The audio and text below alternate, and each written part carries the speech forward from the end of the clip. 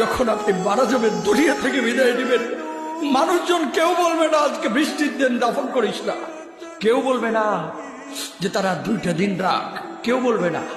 কবরের মধ্যে যখন নিয়ে যাওয়া হবে, আপনার স্ত্রীর কথা মনে পড়বে, আপনার সন্তানের কথা মনে পড়বে, আপনার বাবার কথা মনে পড়বে। সবচাইতে বেশি কষ্ট আপনাকে যে জিনিসটা দেবে, কি নিয়ে কবরে ঢুকলাম, কেন সুদ খাইছিলাম, কেন ঘুষ খাইছিলাম, কেন কবরের জিন্দেগির জন্য প্রিপারেশন নেই নাই।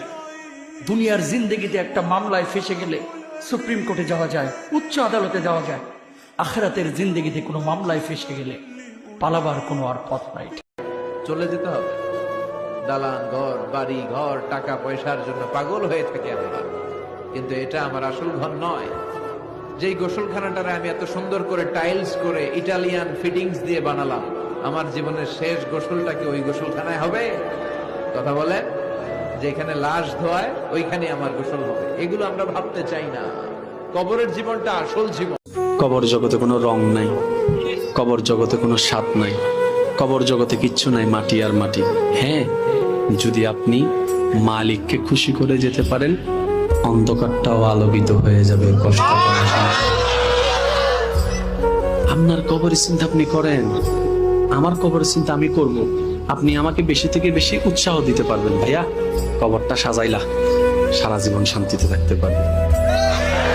এটা হচ্ছে মুসলমানের নিয়ম। বলেন, কবর প্রতিদিন ডাক দিয়ে বলে আনা বাইতুদ দুধ। প্রত্যেকের কবর প্রত্যেককে ডেকে বলে, ও আল্লাহর বান্দা, জানো আমি পোকামাকড়ের ঘর, পোকামাকড়ের ঘর। তুমি তো সেই বান্দা যে একটা মশা কানের পাশ দিয়ে উড়ে গেলে তোমার ঘুম বন্ধ হয়ে যায়, চোখ মিলে যায়। একটা মশার গুনগুন আওয়াজ সহ্য করতে পারো না। একবার কয়েল, একবার অ্যারোসোল, একবার মশারি, এরপরেও তুমি চাও যে একটা মশাও যেন আমার কানের কাছে গুনগুন না করে।